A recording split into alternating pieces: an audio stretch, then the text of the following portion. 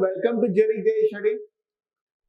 हम लोगों ने पिछले क्लास में क्या देखा था? पिछले क्लास में हम लोगों ने देखा rule number 6, I think. Rule number 6 क्या था? उसमें हम लोग देखे थे ब्रेक पॉइंट कैसे कैलकुलेट करते हैं। ठीक है, तो ब्रेक पॉइंट जो है कि इंपॉर्टेंट है यहाँ पे था, क्योंकि रूट लोकस को आप जब ड्रॉ कीजिएगा, स्केच कीजिएगा, तो उसमें ब्रेक पॉइंट बहुत इंपॉर्टेंट है। क्योंकि इसलिए मैंने आपको अच्छे से उसमें डिटेल में बताया, एग्जाम्पल लेके बताया। अगर समझ में नहीं आया होगा तो फिर से बोलिएगा, मैं फिर से उसके ऊपर बनाऊंगा वीडियो, ठीक है ना? क्योंकि मुझे आपको समझाना है, क्योंकि अगर आप ही नहीं समझे तो फायदा क्या है? ठीक है, इसलिए मैं बोल रहा हूँ कि आपको मुझे समझाना है। तो आप उसको अगर समझ में नहीं आएगा आप फिर से बताइएगा या डाउट पूछिएगा ग्रुप में, जो जेनिक जे स्टडी ग्रुप है उसको आप ज्वाइन कर लीजिए जल्दी से जल्दी, और जो भी डाउट हो उसको वहां पूछिए, मैं आपको वहां पे आपको रिप्लाई दूंगा। क्लियर है? तो यहाँ पे रूल नंबर 6 हम लोगों ने खत्म कर लिया था, ब्रेक पॉइंट निकाला था। Break away point, break in point क्या था वो मैंने आपको अच्छे से बताया। ब्रेक अवे पॉइंट जो होता है जब भी कोई रूट लोकस ब्रांचेस जो है मूव करता है रियल से कॉम्प्लेक्स पे, तो जिस पॉइंट से मूव करता है वो पर्टिकुलर पॉइंट को क्या बोलते हैं हम लोग? Break away point. और ब्रेक इन पॉइंट क्या होता है? जब कॉम्प्लेक्स से रियल में आता है ये, तो उस पॉइंट को बोलते हैं हम लोग ब्रेक इन पॉइंट। क्लियर है? तो यहाँ पे अगर हम अब आगे बढ़ते हैं और रूल नंबर 7 की ओर बात मूव करते हैं। रूल 7 में क्या है कि इसमें कैसे आप एसिम्पटोट्स को कैलकुलेट करेंगे। कैसे एसिम्पटोट्स जो होता है, नंबर ऑफ एसिम्पटोट्स कैसे कैलकुलेट किया जाएगा। ठीक है, ये आपको कैलकुलेट करना है आपको। ठीक है, तो आपको देखिए एसिम्पटोट्स क्या होता है पहले ये जानना जरूरी है। जैसे मैंने आपको बताया था रूल नंबर 2 में, क्या बताया था मैंने आपको? रूल नंबर 2 याद कीजिए, क्या बताया था? याद कीजिए एक बार। जब भी रूट लोकस बनाते हैं तो वो रूट लोकस कहां से स्टार्ट होता है? हमेशा स्टार्ट होता है ओपन लूप पोल से स्टार्ट होता है। अगर ओपन लूप पोल से स्टार्ट हुआ और एंड कहां करेगा? Open loop zeros. अगर जीरोस एग्जिस्ट नहीं कर रहा है, ओपन लूप जीरो, तो ओपन लूप तब वो क्या होगा? वर्चुअल जीरो में एंड करेगा। क्लियर यहां तक? तो यहां पे देखिए, अगर P इक्वल टू 3 पोल है और Z इक्वल टू 2 है, मतलब 3 पोल है और 2 जीरो है, ठीक है, ओपन लूप जीरो। तो सपोज P1, P2 और P3 3 पोल बना दिए मैंने, और इधर Z1 और Z2 2 पोल बना दिए। ठीक है, तो मैंने आपको यही बताया था कि जब पोल जो है कभी रूट लोकस स्टार्ट होता है ओपन लूप पोल से और एंड कहां होता है? ओपन लूप जीरोस में। तो ठीक है, यहाँ पे 3 पोल है, तो एक पोल सपोज P1 जो है, मान के चलिए P1 जो है स्टार्ट किया, P1 से स्टार्ट हुआ और वो एंड किया Z1 में जाके एंड कर गया। ठीक है, एक पोल खत्म हुआ, जहां स्टार्ट हुआ एंड हो गया। P2 से तरह स्टार्ट हुआ और जाके एंड कहां हुआ? Z2 में जाकर के एंड कर गया। P3 स्टार्ट हुआ, अब ये कहां एंड करेगा? ये एंड कहां करेगा बताइए आप लोग? ये एंड करेगा वर्चुअल जीरो में एंड करेगा। कहां एंड करेगा? Virtual zero. समझ में आया? क्योंकि जब भी यही था रूल नंबर 2 कि जब भी जहां स्टार्ट होता है वो कोई ओपन लूप जीरोस में एंड करेगा, या तो अगर एग्जिस्ट नहीं करेगा तो ओपन लूप वर्चुअल जीरो में एंड करेगा। यही तो था। अब यहां पे देखिए एसिम्पटोट्स क्या होता है। तो यहां पे ब्रांच जो है, यहां पे P1 से Z1 जाने में एक ब्रांच लगा होगा, ऑफ कोर्स एक ब्रांच यहां लगा होगा, ब्रांच 1। P2 से Z2 में एक ब्रांच लगा होगा, ब्रांच 2। और एक ब्रांच जो होगा, एक ब्रांच कहां लगा होगा? P3 से वर्चुअल जीरो जाने में एक ब्रांच लगा होगा। आया होगा कि नहीं बताइए यहां तक? तो यही था। और यहां पे अगर कैलकुलेट बोले तो यहां ब्रांच कितना बोला है? मतलब ये कौन सा दिख रहा है? P ग्रेटर देन Z दिख रहा है, दिख रहा ना? P ग्रेटर देन Z दिख रहा है। तो नंबर ऑफ ब्रांचेस कितना हो जाएगा? नंबर ऑफ ब्रांचेस समझ लीजिए क्या होता है बताइए। मैंने आपको रूल नंबर 4 में बताया था, आई थिंक। हाँ 4 नहीं 5 में बताया था।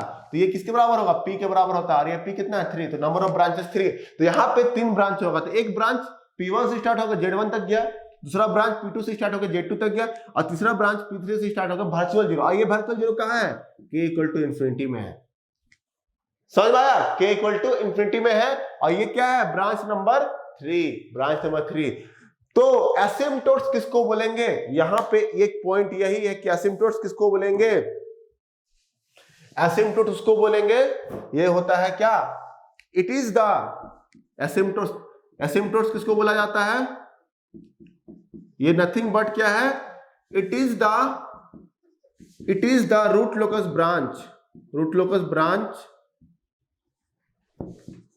ब्रांच which approaches to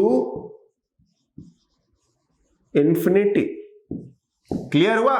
अब समझ में आया एसिम्पटोट्स क्या होता है? एसिम्पटोट्स उसको बोलते हैं, ये ब्रांच ही है किसका? रूट लोकस का ही ब्रांच है ये। तो ये रूट लोकस का ब्रांच है जो इन्फिनिटी में जाकर के एंड करता है। मतलब यहाँ पे क्या हुआ इस हिसाब से, ये तो Z2, तो Z2 को फाइनाइट है, ये भी Z1 फाइनाइट है, ये इन्फिनिटी में जाकर एंड नहीं करेगा, ये कहीं पे जाकर के ये नॉर्मली कहीं पे k का वैल्यू पे एंड कर जाएगा। लेकिन ये k इक्वल टू इन्फिनिटी, मतलब इन्फिनिटी में ये वर्चुअल जीरो लिए हैं, वहां जाकर के मतलब कोई इन्फिनिटी एक लार्ज वैल्यू है k का, वहां पे जाकर के ये क्या होगा? एंड करेगा। तो यहाँ पे कितना ब्रांच आया? एक ब्रांच। तो एक एसिम्पटोट, नंबर ऑफ एसिम्पटोट्स कितना हो गया? नंबर ऑफ एसिम्पटोट्स हो गया इक्वल टू 1। अब समझ में आया? तो नंबर ऑफ एसिम्पटोट्स क्या हुआ? वो ब्रांच, रूट लोकस का वो ब्रांच जो कहां तक टेंड करता है, अप्रोच करता है, इन्फिनिटी तक जाता है, उसको बोलते हैं हम लोग एसिम्पटोट्स। लेकिन इसको एसिम्पटोट्स बोलेंगे क्या? जो ब्रांच एंड ब्रांच नहीं बोलेंगे, क्योंकि ये इन्फिनिटी तक टेंड नहीं कर रहा है। यहाँ पे कोई k का वैल्यू आएगा, जहां पे Z1 है ये एंड कर जाएगा, यहाँ पे वो देखेंगे हम लोग, यहाँ पे देखेंगे वैल्यू, ठीक है। लेकिन जो इन्फिनिटी तक जाता है, जैसे वर्चुअल जीरो जहां भी आएगा, तो वहां पे एसिम्पटोट्स एग्जिस्ट करेगा। क्लियर यहां तक? तो अब एसिम्पटोट्स हम लोग कैसे निकालेंगे? यहाँ पे ये आपको मैंने आपको एग्जांपल देके बता दिया, आपको समझ आ गया होगा एसिम्पटोट्स किसको बोलते हैं, ठीक है। तो इसमें भी आपका 3 कंडीशन है। रूल नंबर 7 जो था, इसमें भी देखिए पहला जो है, अगर p ग्रेटर देन 0 z होता है, जो अभी देखा एग्जांपल, तो इसको क्या बोलते हैं? प्रॉपर ट्रांसफर फंक्शन नहीं होता है ना, जब p ग्रेटर देन 0। तो यहां पे नंबर ऑफ एसिम्पटोट्स क्या होता है? Number of asymptotes equal to number of asymptotes. Asymptotes is equal to क्या होता है? सिंपली p माइनस z कर दीजिए, आ जाएगा नंबर ऑफ एसिम्पटोट। जैसे उसमें था, मैंने जो एग्जांपल दिया अभी 3 और z इक्वल 2, तो एसिम्पटोट्स वहां ब्रांच कितना आ रहा था? एक ही ब्रांच आ रहा था ना, तो p माइनस z ही तो था, दैट इज इक्वल टू 1। तो वही यहाँ पे p माइनस z होगा नंबर ऑफ एसिम्पटोट्स पहला केस में। दूसरा अगर हम लोग देखें, जब z जो है ग्रेटर देन p होता है, z ग्रेटर देन p का मतलब क्या हुआ? Improper transfer function. ये तो होता है ना इम्प्रॉपर ट्रांसफर फंक्शन। तो जब भी z ग्रेटर देन p हो जाएगा, मतलब नंबर ऑफ जीरो अब ज्यादा हो गया। अब नंबर ऑफ जीरो, सपोज जैसे कि यहाँ पे Z1 Z2, यहाँ पे सपोज यहाँ P1 है, ये P2 है, ये Z1 है, Z2 है और Z3 है। क्लियर है? अब पोल 1 स्टार्ट हुआ, एक ब्रांच Z1 में एंड हो गया, ब्रांच 1। क्लियर है? ब्रांच 1। P2 स्टार्ट हुआ और दूसरा जो है Z2 में एंड हो गया, तो एक ब्रांच 2 हो गया। अब इस Z3 को भी चाहिए ना, कुछ चाहिए कि नहीं चाहिए? इसको एक पोल चाहिए। अब यहाँ पे एक आता है नया टर्म डेवलप करेंगे, इसको बोलते हैं वर्चुअल पोल। इसको क्या बोला जाता है? वर्चुअल पोल। इसको बोलेंगे वर्चुअल पोल। जैसे वर्चुअल जीरो था, याद कीजिए, उसमें वर्चुअल जीरो ये टेंस टू इन्फिनिटी रहता है, ये इससे मिलेगा, यही है ब्रांच 3। तो ब्रांच 3 जो है, जो भी इन्फिनिटी में टेंड करता है या अप्रोच करता है, उसको हम लोग बोलते हैं एसिम्पटोट्स। तो यहाँ पे क्या आ गया? इसका फॉर्मूला हो जाएगा number of asymptotes. Asymptotes is equal to z minus p।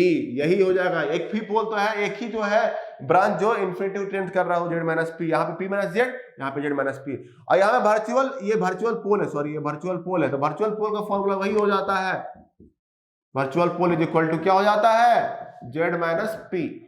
जो यहाँ पे वही z माइनस p होता है। वर्चुअल जीरो क्या होता था? p माइनस z होता था ना। तो वर्चुअल पोल भी यहाँ पे एक नया टर्म है जिसको बोलते हैं z माइनस p। तो हर एक याद रखिए, यह भी ध्यान रखिए, जब भी आप लोकेट स्केच करते हैं रूट लोकस को, तो आपको यह ध्यान में रखना है कि जितना नंबर ऑफ पोल्स है उतना नंबर ऑफ जीरोस एग्जिस्ट होना चाहिए। अगर एग्जिस्ट नहीं है तो वर्चुअल पोल या वर्चुअल जीरो लेकर हमको एडजस्ट करना पड़ेगा। समझ में आया कि नहीं आया यहां तक? ठीक है। तो यहाँ पे आपको निकल गया number of asymptote equal to z minus p आ गया। थर्ड जो यहाँ पे है, अगर z इक्वल टू p हो जाता है, मतलब ये भी इम्प्रॉपर ट्रांसफर फंक्शन होता है। Improper transfer function z equal to p होगा, बताइए कभी एसिम्पटोट एग्जिस्ट करेगा यहाँ पे? बताइए नहीं एग्जिस्ट करेगा। क्योंकि देखिए यहाँ पे देखिए, इसका भी मैंने एग्जांपल दे रहा हूं। यहाँ पे 2 पोल है और 2 जीरो है। तो एक पोल P1 ले लिए, P2 ले लिए, और ये Z1 ले लिए, Z2 ले लिए, 2 है। अब ये स्टार्ट हुआ, ये यहाँ पे एंड कर गया, ये स्टार्ट हुआ, ये यहाँ एंड कर गया। तो कहीं पे ब्रांच 1, ये ब्रांच 1 है, ये ब्रांच 2 है। कहीं पे आपको ऐसा लगा कि इन्फिनिटी जा रहा है, नहीं जा रहा है, तो यहाँ पे कोई एसिम्पटोट, ऐसा एसिम्पटोट नहीं, मतलब कोई ऐसा ब्रांच नहीं जो इन्फिनिटी को टेंड करता हो। इसलिए यहाँ पे क्या हो जाएगा? Number of asymptotes is equal to 0। समझ में आया? तो मैंने आपको बता दिया, अगर नंबर ऑफ एसिम्पटोट्स निकालना है फॉर क्या proper transfer function p greater than 0, तो वहां पे p माइनस जेड हो जाएगा। फॉर इम्प्रॉपर ट्रांसफर फंक्शन होगा तो नंबर ऑफ एसिम्पटोट क्या हो जाएगा, z माइनस p हो जाएगा।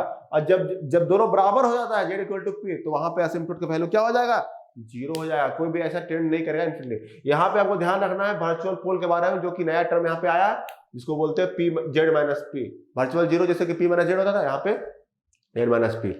अब रूल नंबर 8 देखेंगे हम लोग आगे।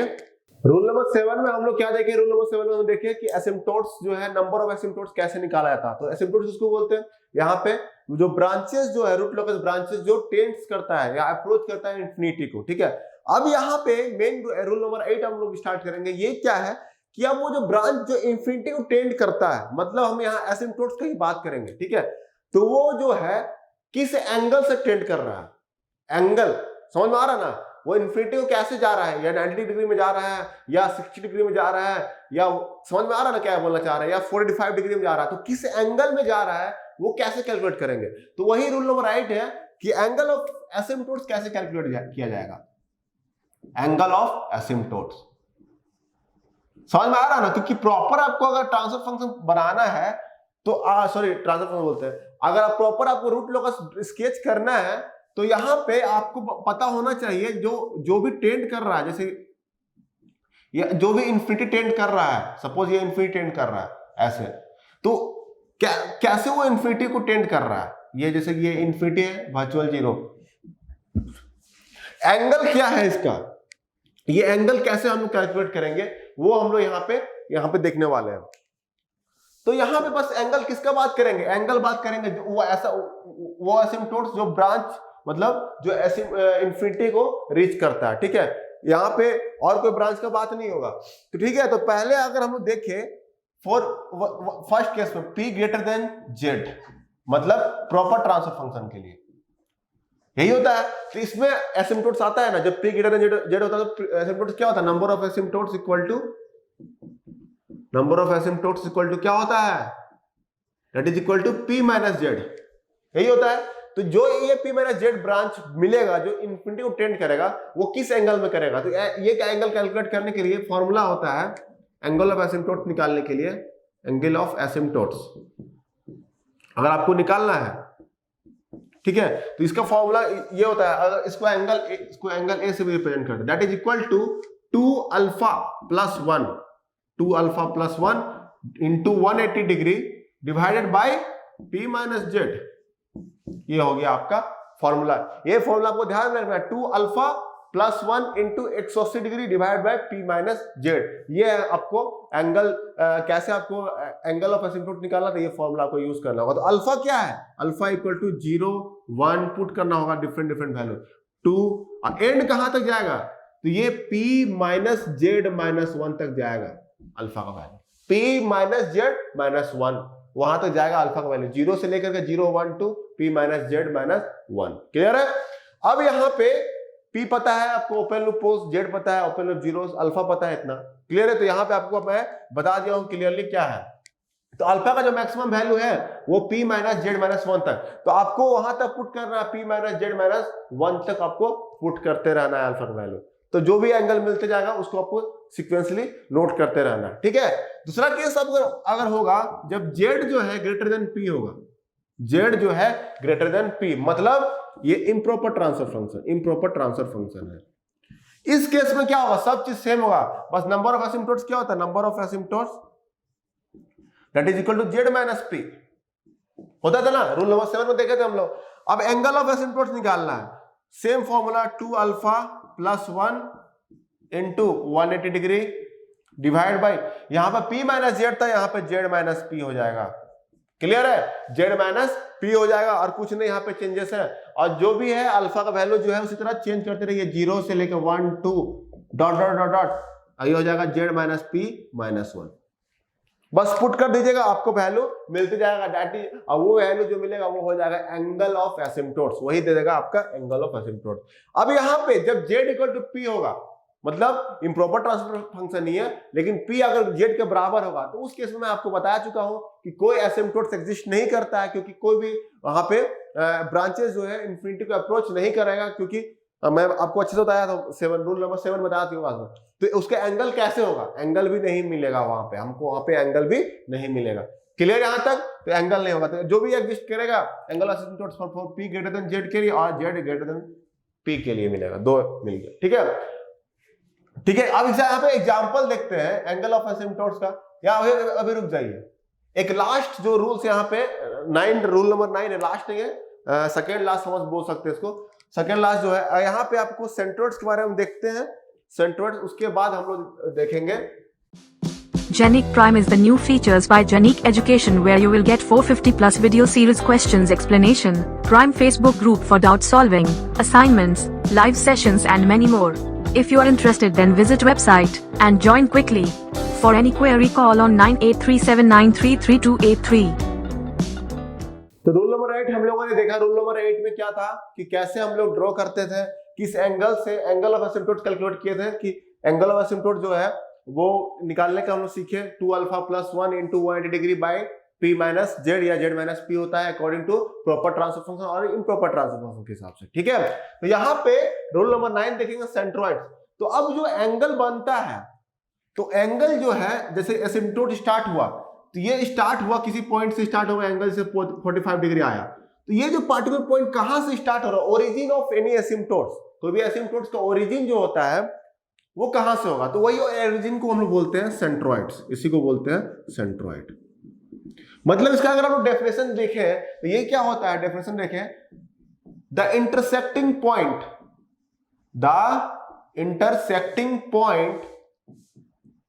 कहां पे, ऑन रियल एक्सिस,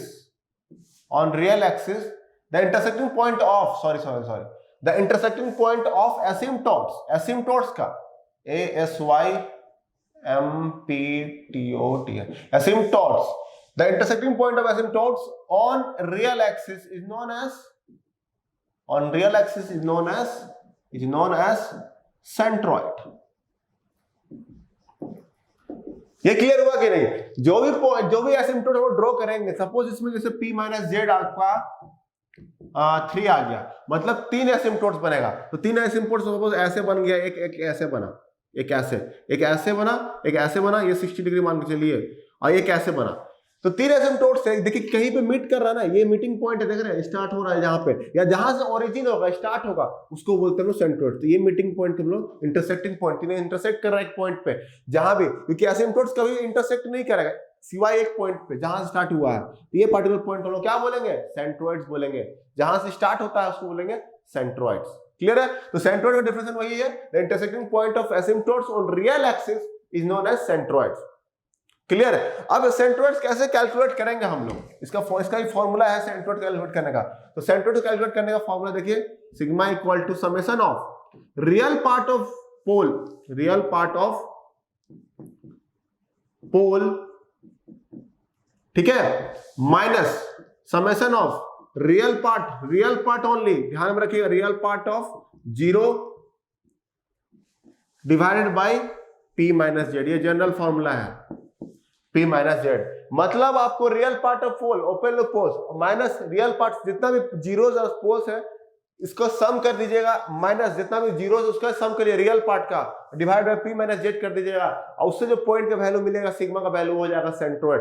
एक पर्टिकुलर पॉइंट मिलेगा आपको, वहां पे आपको वो हो जाएगा सेंट्रोइड। ठीक है, तो ये रियल पार्ट है पोल्स का और रियल पार्ट ऑफ 0, यही जनरल फॉर्मूला, ये प्रॉपर ट्रांसफर फंक्शन के लिए वैलिड है, इम्प्रॉपर ट्रांसफर फंक्शन के लिए भी यही वैलिड होता है। क्लियर यहां तक? ये सेंट्रोइड्स है। अब ये जो पॉइंट आएगा सिग्मा का, समझ में आया? अगर ये सिग्मा का जो भी पॉइंट आएगा, ठीक है, ये रूट लॉकस का पार्ट हो सकता है, रूट लॉकस इसमें एग्जिस्ट कर भी सकता है, या तो रूट लॉकस एग्जिस्ट नहीं भी कर सकता है। ठीक है, ये आपका, इसको लिख सकते हैं, दूसरा पॉइंट ये भी लिख सकते हैं, सेंट्रोइड जो होगा, centroid may be the part of root locus,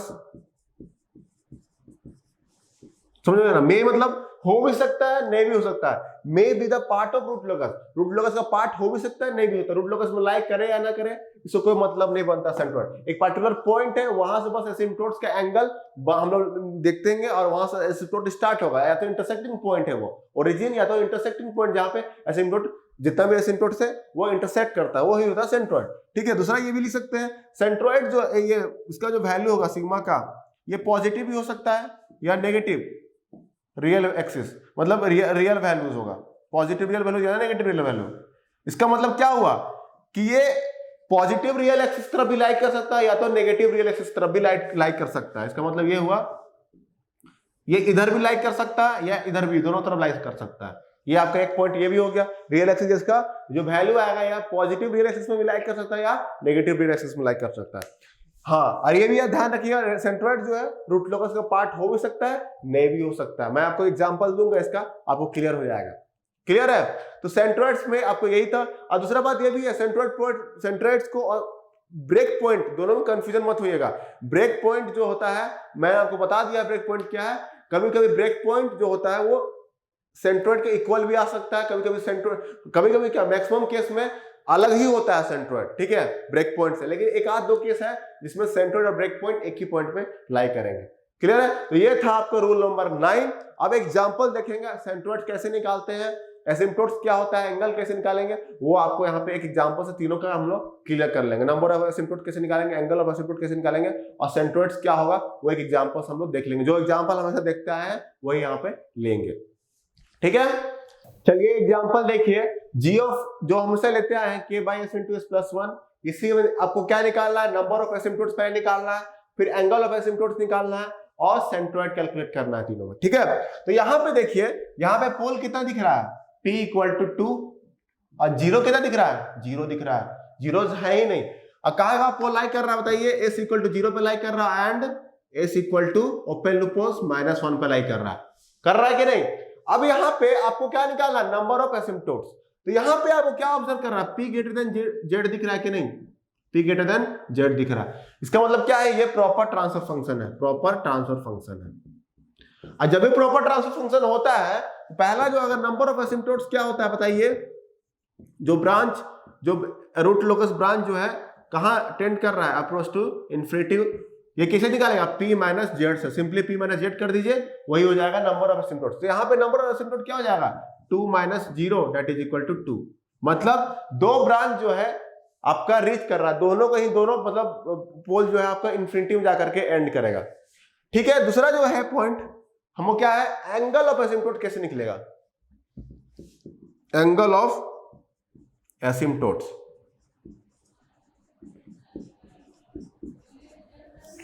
तो एंगल ऑफ एसिम्पटोट्स का फॉर्मूला क्या था, मैंने आपको लिखाया था, angle of asymptote is equal to given by बताइए 2 alpha plus 1 into 180 degree divided by p minus Z. यहां पे p माइनस जेड क्यों किए, z माइनस p क्यों नहीं किए, p माइनस जेड इसलिए क्यों किए, प्रॉपर ट्रांसफर फंक्शन है। जब इम्प्रॉपर ट्रांसफर फंक्शन होता है तो यहां पे क्या हो जाता है, z माइनस p आ जाता है। ठीक है, तो यहां पे लेकिन ये प्रॉपर ट्रांसफर फंक्शन है इसलिए p माइनस जेड किया। अब यहां पे मेन है अल्फा, हमारा जो है p माइनस जेड तो हमको पता है 2। अब मेन प्रॉब्लम क्या है, अल्फा। अल्फा का वैल्यू मैंने उसमें लिखाया था क्या, ये 0 1 2 से dash dash, p minus Z maximum value क्या तक जा सकता है, p माइनस जेड माइनस 1 तक जा सकता है। क्लियर है? तो यहां पे अल्फा का मैक्स निकाल के देखते हैं हम लोग, अल्फा मैक्स क्या निकलेगा, p माइनस जेड माइनस 1। अब p माइनस जेड क्या दिख रहा है, 2, तो 2 माइनस 1 मतलब मैक्सिमम वैल्यू अल्फा कितना हो सकता है, 1 हो सकता है। इसका मतलब अल्फा का दो वैल्यू होगा 0 या 1। ये क्लियर हुआ? इसको मिटा दीजिए। मतलब अल्फा जो है, मैं कह रहा हूं मतलब अल्फा 0 1 2 से लेकर मैक्सिमम कहां जा सकता है, p माइनस जेड। तो मैं एक बेटर होगा कि कैलकुलेट कर लेते हैं मैक्सिमम वैल्यू है, तो मैक्सिमम वैल्यू कितना आ गया, 1। मतलब 0 1 दो वैल्यू है अल्फा का। अब जो 0 और 2 1 अल्फा वैल्यू हो गया, अब उसके हिसाब से हम लोग एंगल कैलकुलेट करेंगे, एंगल ऑफ एसिम्पटोट्स। टेबल बनाइए, एक तरफ और एक तरफ ये लिखिए।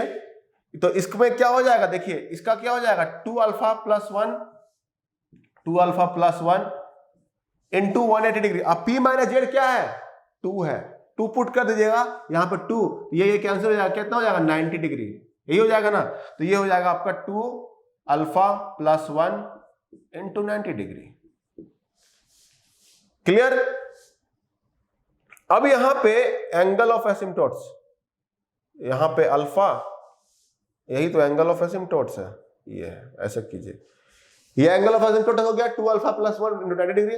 अब अल्फा का वैल्यू क्या हो सकता है? 0 और 1, 0 और 1 पुट कर दीजिए।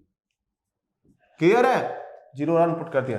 अब जब यहाँ 0 पुट करेंगे, अल्फा का वैल्यू यहाँ पे 0 पुट कीजिए तो क्या मिलेगा? 90 डिग्री एक मिल गया, एक 90 डिग्री मिला, और दूसरा जब 1 पुट कीजिएगा तो क्या मिलेगा? 2 इंटू 1 प्लस 1 3 इंटू 90 कितना हो जाएगा? 270 डिग्री।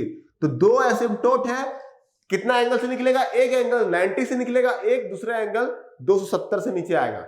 ठीक है, अब हमको कैलकुलेट करना है इसमें सेंट्रोइड। तो ये आपको समझ आ गया कैसे मैं कैलकुलेट कर रहा हूं? ये देखिए मैं क्या कैलकुलेट कर रहा हूं, ये इंपॉर्टेंट है। यहाँ पे आपको क्या है, कैसे मैं अल्फा को कैलकुलेट किया, एंगल ऑफ एसिम्पटोट्स निकालने के लिए क्या क्या रिक्वायरमेंट है वो जानना बहुत जरूरी है। तो यहाँ पहले P माइनस जेड रिक्वायरमेंट था, तो P माइनस जेड निकाल दिए यहां से, या नंबर ऑफ एसिम्पटोट निकालना जरूरी था, तो वही हम यहाँ पे कैलकुलेट कर दिए। अब यहाँ पे अल्फा एक बैरियर था, अल्फा भी हम कैलकुलेट कर लिए, तो ये देखना बहुत जरूरी है। अब उसका दो वैल्यू निकाल करके हम यहाँ पे एंगल देखें, एक 90 डिग्री आया, एक 270 डिग्री आया। ठीक है, अब यहाँ पे हम आगे जाके देखेंगे क्या, सेंट्रोइड्स। आप समझ आ गया आपको कैसे करते थे? आपको क्लियर हो गया होगा। अब धीरे धीरे आपको समझ आएगा कि कैसे आप ड्रॉ करना है। मैंने इतने रूल्स बता दिए हैं, आपको हर चीज क्लियर हो जाएगा प्रॉपर वे में। थर्ड जो है यहाँ पे दो एंगल आ गया था आपको, एंगल 90 डिग्री 270, और थर्ड एंगल जो है सेंट्रोइड्स। थर्ड जो है सेंट्रोइड, तो ये क्या होता है मैंने आपको बताया था। सेंट्रोइड्स क्या है? Sigma, sigma is equal to summation of real part of poles minus summation of real part of zeros, यही था, divide by P minus Z.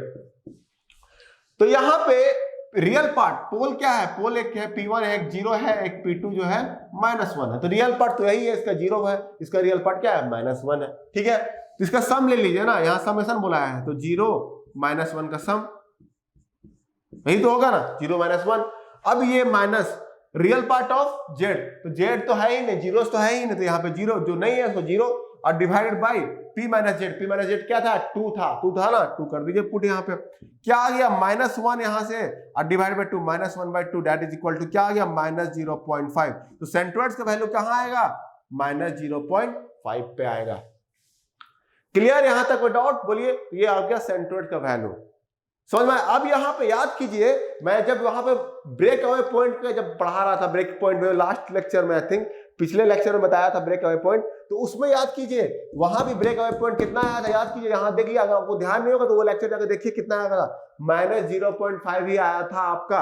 और यहाँ भी आपका सेंट्रोइड, तो मैंने आपको ये बोला था कि सेंट्रोइड्स का मैंने जब पढ़ाया था सेंट्रोइड, उसमें क्या बताया था? सेंट्रोइड जो होते हैं वो ब्रेक अवे पॉइंट कभी कभी केस में इक्वल हो जाते हैं, लेकिन मैक्सिमम केस में इक्वल नहीं होते हैं। तो यहाँ पे मैच कर रहे हैं, तो ये केस में इक्वल आ रहा है ब्रेक अवे पॉइंट से। ठीक है, और ब्रेक सेंट्रोइड का मैंने ये भी बताया था कि सेंट्रोइड जो है वो रियल एक्सिस में भी लाइक, पॉजिटिव रियल एक्सिस में लाइक कर सकता है, नेगेटिव रियल एक्सिस में भी लाइक कर सकता है। वो रूट लोकस का पार्ट नहीं भी हो सकता है, वो पॉइंट जो है रूट लोकस का पार्ट नहीं भी हो सकता है यहाँ पे, लेकिन ये रूट लोकस का पार्ट है, क्योंकि break away point should be the part of root locus. Break away point root locus का पार्ट होना चाहिए, इसलिए सेंट्रोइड भी यहाँ पे पार्ट है। ठीक है, तो यहाँ पे याद कीजिए इसका कैसे बनाए थे हम लोग, याद कीजिए, यहाँ पे आपको सब चीज क्लियर हो जाएगा। याद कीजिए,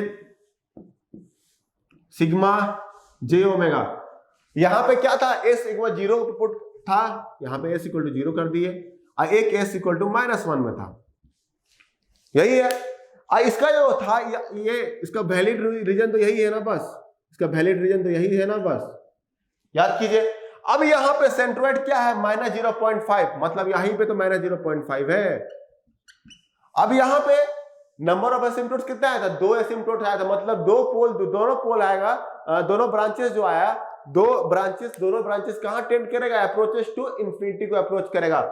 और किस एंगल पे करेगा? तो एक 90 डिग्री में एंगल पे, मैंने आपको निकाल बताया, एक 270 डिग्री एंगल पे आया था, इसलिए यहाँ पे ये ऐसे मूव करता था। और एक 90 डिग्री मतलब ये 90 डिग्री हुआ, ये ऐसे मूव करने लगा, और एक 270 डिग्री ये 270 हुआ कि नहीं? यहां से यहां कैलकुलेट कीजिएगा, 270 हुआ कि नहीं बताइए? एक 90 डिग्री और एक 270 डिग्री, समझ में आ रहा है कि नहीं? अभी एंगल ऑफ एसिम्पटोट निकाले थे, और कहां पे निकाले थे? कहां पे से स्टार्ट होगा एसिम्प्टोट्स, तो सेंट्रोइड से स्टार्ट होगा, तो सेंट्रोइड्स कहां है -0.5, तो यहां से स्टार्ट हुआ, तो एक ब्रांचेस ऐसे चला गया और एक ब्रांचेस ऐसे चला गया, समझ में आया। ये एंड कहां किया, k equal to infinity virtual zero पे एंड किया, यहां भी किए कहां एंड किया, वर्चुअल जीरो पे एंड किया, k इक्वल टू इन्फिनिटी पे। अब समझ में आया कि कैसे ये बनता था। अब यहाँ पे आपको रूल्स बता दिया, तो यहाँ पे आप सबको समझ आना चाहिए। दो पोल बनाए, दोनों पोल का पहले देखिए एग्जिस्टेंस कहाँ है, रूट लोकस कहाँ एग्जिस्ट कर रहा है, तो उसको चेक करने के लिए कैसे किए थे, यहाँ पे पॉइंट रखिए और राइट हैंड साइड में ऑब्जर्व कीजिए। अगर odd number of sum of poles आता है तो रूट लोकस एग्जिस्ट करेगा, तो यहाँ पे देखिए इस रीजन में बस एग्जिस्ट कर रहा है। अब जब ये मूवमेंट स्टार्ट हुआ, ओपन लूप पोल्स से मूवमेंट स्टार्ट हुआ, जब पोल्स का यहाँ से मूवमेंट स्टार्ट किया, अब ये दोनों एक पॉइंट में जाकर कहीं टच करेगा, यहाँ पे कहीं टच करेगा। वो पार्टिकुलर पॉइंट क्या होता है जहां पे टच करता है ब्रांचेस, उसको बोलते हैं हम लोग ब्रेक पॉइंट। ब्रेक पॉइंट बोलते हैं, वही ब्रेक पॉइंट है। इस केस में सेंट्रोइड भी सेम आ गया है, यही था ब्रेक पॉइंट का भी वैल्यू वही था, यहाँ पे आ गया। अब ये पॉइंट जो है अब यहां से अलग होगा, या तो रियल से कॉम्प्लेक्स में जाएगा, या कॉम्प्लेक्स में जाएगा, रियल से कॉम्प्लेक्स में जाएगा। अब वो एंगल कैसे निकालेंगे, कैसे जाएंगे, तो वही एंगल 90 और 270 डिग्री था। दोनों पोल एसिम्प्टोट्स, मतलब दोनों जो ब्रांचेस थे वो कहाँ अप्रोच कर रहे थे, इन्फिनिटी में, तो वो इन्फिनिटी में अप्रोच कर रहे थे, तो एंगल क्या था, एक 90 डिग्री एक 270 डिग्री, इसलिए मैंने ऐसे बनाया एक ऐसे। अगर ये चाहते तो हम लोग ऐसे क्यों नहीं बनाया, इसको समझ में आया। अब यहाँ पे ऐसे मूव किए, ये ऐसे मूव किए, इसको ऐसे क्यों नहीं बनाया हम अपने हिसाब से, एक ऐसे मूव कर सकता था ना टच होके, ऐसे क्यों नहीं बनाया, ये स्ट्रेट क्यों किए। अब समझ आया, 90 डिग्री और 270 डिग्री उसका एंगल ऑफ एसिम्प्टोट था, इसलिए ऐसे मूवमेंट हुआ। यहां तक मैंने आपको एग्जांपल जो भी 9 रूल्स 8 रूल्स या 9 रूल्स था, जो भी 9 रूल्स बता दिए आपको, और 9 रूल्स से मैंने आपको यहाँ पे क्लियर हुआ होगा, कुछ तो क्लियर हुआ होगा। और एग्जांपल अगले क्लास में एग्जांपल लूंगा, वहां पे आपको बहुत अच्छे से क्लियर हो जाएगा सारा पॉइंट, जो 9 रूल है ना, सब यहाँ पे मैं अगले एग्जांपल में रिलेट करूंगा अच्छे से, ताकि आपको 9 रूल आपको क्लियर हो जाए अच्छे से, ठीक है। तो यहाँ पे आपको अब क्लियर होगा, कुछ तो क्लियर हुआ होगा कि मैं जो रूल्स बताया हूँ वहां पे कैसे यूज कर रहे हैं, उसको रूट लोकस कैसे ड्रॉ करेंगे। तो अगला जो क्लासेस होगा उसमें मैं एग्जांपल बताऊंगा, इतना अच्छे से बताऊंगा, एग्जांपल लेके लूंगा, उसमें सारा 9 रूल्स वहां पे कवर हो जाएगा एक ही पॉइंट में, क्लियर। चलिए आप नेक्स्ट क्लास में कनेक्ट रहिएगा, और जो भी मैं बताया हूँ रूल्स, वो रूल्स को आपको रिविजन करते रहना, पढ़ के अच्छे से आएगा, तब समझ आएगा आपको अगला क्लास। मैं आपको 1000 बार बोल रहा हूँ, रिविजन करते रहिए, और रिविजन करिएगा तब अगला क्लास में समझ आएगा कि कैसे हम लोग उसको प्लॉट करेंगे, एग्जाम्पल लूंगा मैं, ठीक है। तो चलिए बस जुड़े रहिए जैनिक से, जो भी डाउट होगा जैनिक जय स्टडी ग्रुप ज्वाइन कीजिए, और वहां पे आप अपना डाउट पोस्ट कर सकते हैं, आप हमसे पूछ सकते हैं, हम आपको रिप्लाई वहां पे देंगे, ठीक है। ठीक है, थैंक यू।